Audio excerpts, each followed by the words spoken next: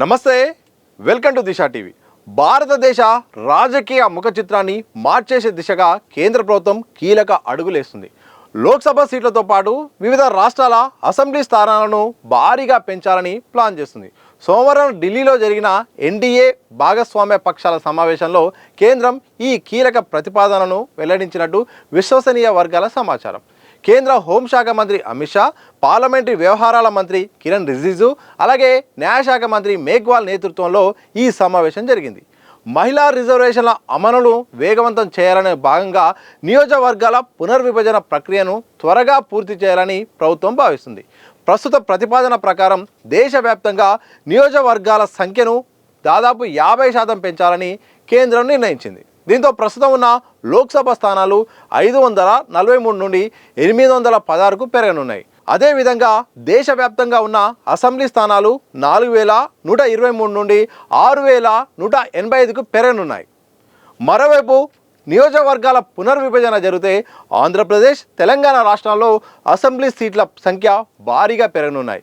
తెలంగాణలో ప్రస్తుతం ఉన్న 119 అసెంబ్లీ స్థానాలు 179కి పెరిగే అవకాశం ఉంది. మరోవైపు ఆంధ్రప్రదేశ్లో ప్రస్తుతం ఉన్న 175 అసెంబ్లీ స్థానాల నుండి 263కు చేరనున్నాయి. సాధారణంగా నియోజకవర్గాల పునర్విభజన కొత్త జనాభా గణన తర్వాత జరగాల్సి ఉంటుంది.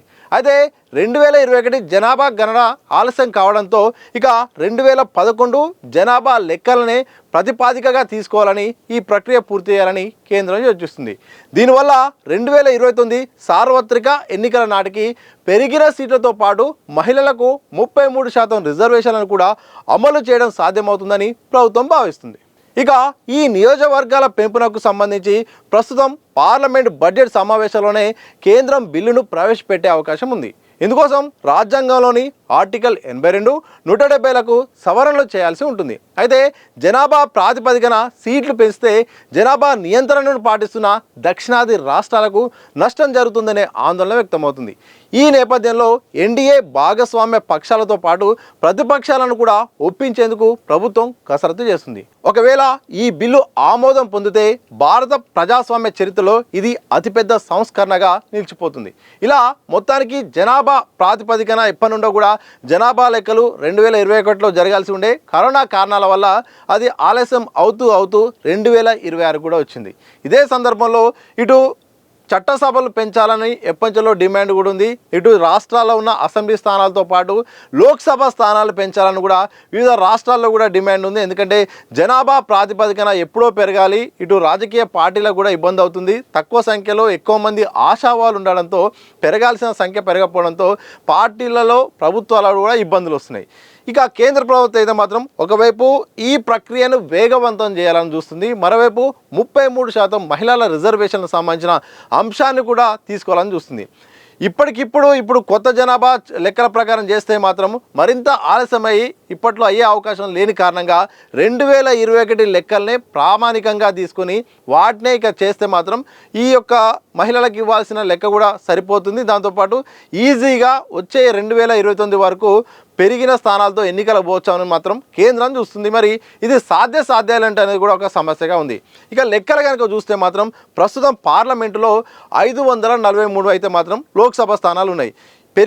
ఒకవేళ పెరగబోయే లెక్కలు కనుక చూస్తే మాత్రం 816 వరకు పెరిగే అవకాశం ఉంది. ఎందుకంటే లెక్కలు పెరిగాయి, చాలా వరకు కూడా లోక్సభలో జనాభా కూడా పెరిగిపోయింది. చాలా లోక్సభలు కూడా ముక్కలు చేసి పెంచాల్సిన అవసరం ఉందని కూడా ఎప్పటి నుండో డిమాండ్ కూడా ఉంది. తెలంగాణ విషయానికి వస్తే మాత్రం తెలంగాణలో 119 అసెంబ్లీ స్థానాలు కూడా ఉన్నాయి. దాంతోపాటు 17 లోక్సభ స్థానాలు ఉన్నాయి. ఒకవేళ కేంద్రము పెంచే అవకాశం ఉంటే మాత్రం జనాభా లెక్కలను బట్టి చూస్తే మాత్రం విశ్లేషకులు చెప్తున్న దాని ప్రకారం మాత్రం 179 అసెంబ్లీ స్థానాల వరకు పెరిగే అవకాశం అయితే కనిపిస్తుంది. లోక్సభ విషయానికి వస్తే మాత్రం 17 నుండి 26 లోక్సభ స్థానాలు కూడా పెరిగే అవకాశం కనిపిస్తుంది. ఆంధ్రప్రదేశ్ విషయానికి వద్దాం. ఆంధ్రప్రదేశ్లో ప్రస్తుతం అసెంబ్లీ స్థానాల లెక్క కనుక చూస్తే మాత్రం 175 అయితే మొత్తం 170 స్థానాలు అయితే ఉంది. ఈ 175 స్థానాల నుండి 263 అసెంబ్లీ స్థానాలకు పెరిగే అవకాశం కూడా ఉంది. ఇక ఎంపీ స్థానాల విషయానికి వస్తే మాత్రం లోక్సభ స్థానాలు అయితే మాత్రం 25 స్థానాలు ఉంటే పెరగబోయేది మాత్రం 38కి ఛాన్స్ అయితే ఉంది. అంటే 25 నుండి 38 సంఖ్య అయితే మాత్రం లోక్సభ స్థానాల విషయంలో మాత్రం అసెంబ్లీలో పెరిగే అవకాశం ఉంది. దేశవ్యాప్తంగా ఇక అసెంబ్లీ స్థానాల లెక్క కనుక చూస్తే మాత్రం ప్రస్తుతం సుమారు 4000 వరకు అయితే ఉన్నాయి. అంటే 4123 స్థానాలు అయితే ఉన్నాయి. ఒకవేళ జనాభా లెక్కల ప్రకారం కానీ ఇక పార్లమెంట్లో బిల్లు కూడా ఆమోదం పొందితే మాత్రం 50% కంటే ఎక్కువనే, అంటే 6185 వరకు అయితే మాత్రం పెరిగే అవకాశం ఉంది. అంటే ఈ లెక్కన అసెంబ్లీ స్థానాలు దేశవ్యాప్తంగా ఇక ఆ 4000 నుండి సుమారు 6000కు కూడా పెరిగే అవకాశం కనిపిస్తుంది. ఇలా మొత్తానికైతే మాత్రం ఎప్పటి నుండో ఇక జరుగుతున్న చర్చకైతే మాత్రం తాజాగా కేంద్ర ప్రభుత్వం చేస్తున్న అడుగులు వేస్తున్న పద్ధతి కనుక చూస్తే మాత్రం చాలా స్పీడప్గా పోవాలని చూస్తున్నాయి. ఇదే సందర్భంలో మరి ఏ రకంగా ముందుకెళ్తుంది, మరి వచ్చే చిక్కులను విపక్షాల నుండి వచ్చే విమర్శలను కేంద్రం ఏ రకంగా దీన్ని ట్యాకిల్ చేసి విజయవంతంగా అవుతుందనే మాత్రం ఒక క్వశ్చన్ మార్క్గా ఉంది. అయితే అసలైన సమస్య ఏంటంటే దక్షిణాది రాష్ట్రాల నుండి అసలు సమస్య వస్తుంది. జనాభా నియంత్రణను మేము పాటించాము, జనాభా ప్రాతిపదికన మీరు లోక్సభ అలాగే అసెంబ్లీ స్థానాలు పెంచుతా అంటున్నారు, కానీ మేము ఆ నియంత్రణ కారణంగా ఇప్పుడు మా సంఖ్య తగ్గిపోయే అవకాశం ఉంది. నార్త్ ఇండియాలో ఎక్కువ కూడా పెరిగే అవకాశం ఉంటుంది. ఇప్పుడు మీకు అనుకూలంగా ఫలితాలు వచ్చే విషయంగా ఇప్పుడైతే మాత్రం అడుగులేసారగా ఉన్నది. ఎందుకంటే అత్యధిక స్థానాలు అక్కడ పెరగడం వల్ల దక్షిణాది ప్రాధాన్యత తగ్గే అవకాశం ఉంటుంది. వీళ్ళతోని మాకేం పనిలే, మాకు కావాల్సిన మెజారిటీ వస్తుంది, మాకు కావాల్సిన సంఖ్య ఎక్కడ ఉందని కూడా ఒక ఆలోచన వస్తుంది. ఇప్పటికే నిధుల విషయంలో కూడా రాజకీయంగా పరంగా కూడా దక్షిణాదికి అన్యాయం జరుగుతుంది. ఇలాంటి సందర్భంలో ఇలా మొత్తానికి ఇలా రాజకీయంగా ఎదుగుదల లేకుండా భవిష్యత్తులో ఇబ్బంది అయ్యే అవకాశం ఉంటుంది. దక్షిణాదితో పని లేదు అన్న సందర్భం కూడా వస్తుంది. మేము జనాభా నియంత్రణను పాటించడమే చేసిన తప్ప అనే కూడా ఒక క్వశ్చన్ వస్తుంది. అందుకోసమే పెద్దగా ఇటు తమిళనాడు నుండి కానీ అలాగే తెలంగాణ ఆంధ్రప్రదేశ్ నుండి కానీ ఈ ఇతర రాష్ట్రాల నుండి కూడా పెద్ద ఎత్తున ఇటు కర్ణాటక నుండి ప్రధానంగా కేరళ నుండి కూడా ఈ డిమాండ్ ప్రధానంగా వస్తుంది. ఆంధ్రప్రదేశ్ అలాగే అక్కడ కూటమి అధికారంలో ఉంది కాబట్టి అక్కడ ప్రతిపక్షాలు తప్ప అక్కడ కూటమి మాట్లాడే పరిస్థితి లేదు. మిగతా రాష్ట్రాల నుండి అయితే మాత్రం అన్యాయం జరిగే అవకాశం ఉంది, అతి తక్కువ స్థానాలు పెరిగే అవకాశం ఉంది. ఇటు జనాభా లెక్కలను తీసుకుంటే మాత్రం దక్షిణాదికి అన్యాయం జరిగి నష్టం చేసే అవకాశం ఉందని కూడా పెద్ద ఎత్తున నిరసనలు వచ్చే అవకాశం ఉంది. సరే, ఈ విషయం పక్కన పెడితే మాత్రం మొత్తానికి ఇక ఈ జనాభా లెక్కల ప్రాతిపదికన ఎప్పటి నుండో ఉన్న ఈ పునర్విభజన విషయంలో మాత్రం ఒక ముందడుగు పడబోతుంది. దేశవ్యాప్తంగా ఉన్న లోక్సభ స్థానాలు అసెంబ్లీ స్థానాలు అయితే మాత్రం భారీగా పెరగబోతున్నాయి. కేంద్ర ప్రభుత్వం కూడా ఆ దిశగా అడుగులేస్తుంది. ఇప్పటికే ఎన్డీఏ పక్షాలతో మాత్రం వాళ్ళు సమావేశం కూడా ఏర్పాటు చేసుకున్నారు. ఇక విపక్షాలతో ఒప్పించి మెప్పించి చేస్తే మాత్రం ఇక కొన్ని సవరణలు చేస్తే మాత్రం ముందడుగు పడే అవకాశం ఉంది. మరి చూడాలి, సాంకేతికంగా ఏమైనా ఇబ్బందులు వస్తాయా, కొత్త జనాభా లెక్కల ప్రకారం పెంచాలనే డిమాండ్ మరి సాధ్యం అవుతుందా లేదా అనేది కూడా ఒక చర్చ ఉంది.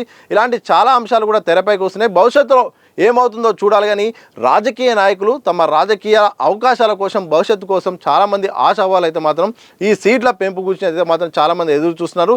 పార్టీలతో పాటు ఆశావాళ్ళు ఎదురు చూస్తున్నారు. ప్రధానంగా మహిళలు అయితే మాత్రం ఎదురు చూస్తున్నారు. 33% రిజర్వేషన్ల కోసం ఎప్పటి నుండో ఈ పోరాటం ఉంది. ఒకవేళ ఆ యొక్క బిల్లు ఆమోదం పొందితే మాత్రం చాలా ఒక చారిత్రాత్మక పరిణామం అని చెప్పొచ్చు. ఒకవైపు భారీ స్థాయిలో పెరగడమే ఒక చరిత్ర అయితే, మరోవైపు మహిళలకు 33% రిజర్వేషన్లు అందిస్తే మాత్రం ఒక గొప్ప పరిణామంగా అయ్యే అవకాశం ఉంటుంది. అలాగే చట్టసభల్లో అత్యధిక శాతం మహిళలకు కూడా ప్రాతినిధ్యం దక్కే ఒక గొప్ప సత్కారం కూడా దొరికే అవకాశం ఉంటుంది. మరి ఆ దిశగా కేంద్రం అడుగులేస్తుందా, విపక్షాలు మద్దతు ఇస్తాయా, మరి ఏం జరగబోతుంది అనేది మాత్రం మరికొద్ది రోజుల్లో పార్లమెంట్లో జరిగే చర్చను బట్టి కూడా ఆధారపడి ఉంటుంది.